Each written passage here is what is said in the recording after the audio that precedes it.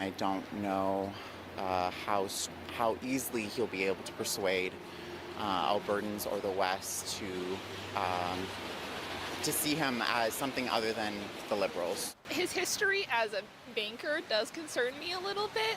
Carney has called himself a political outsider, but he has advised the Trudeau government. Conservatives don't want voters to forget that.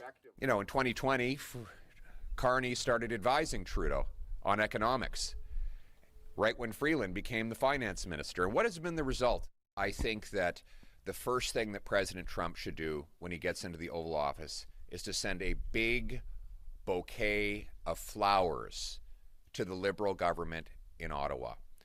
By blocking pipelines and LNG plants in Canada, the Liberals have forced Canadians to sell almost all of our energy to the United States, giving President Trump massive leverage in making these tariff threats. Had they allowed the Energy East and Northern Gateway pipelines to go ahead, had they rapidly approved LNG plants to sell the natural gas that Japan, Greece, Germany, and other countries were looking for us to sell them directly, we wouldn't have to give 100%, almost 100%, of our hydrocarbons to the Americans at discount prices, and you wouldn't have had to ask me that question. Because I would have answered, in that scenario, I would have answered, we'll go around the Americans. We'll sell our energy directly. But that's something that the Liberals would not let us do. Freeland supported killing the Energy East pipeline, which would have moved 1 million barrels of Western oil to the St. John refinery and off to Europe, by the way, which would have helped defund Putin. Carney testified in the industry committee that he was against the Northern Gateway pipeline to take Canadian oil to Asia without going through the United States. By the way, while his company buys pipelines in the Middle East and in Brazil. How unpatriotic is that?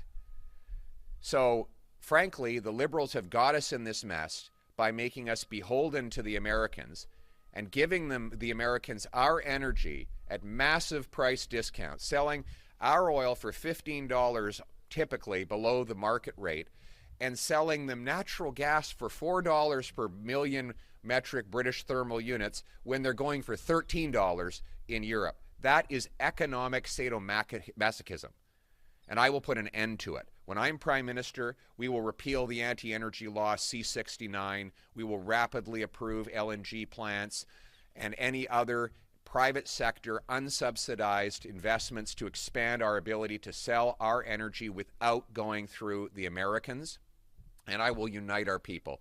We see right now that not only have the Liberals weakened our economy, now they're resorting to dividing our people. Divide and conquer. Right when the president is threatening us with tariffs, what is the first thing the Liberal Party of Freeland and Carney think to do?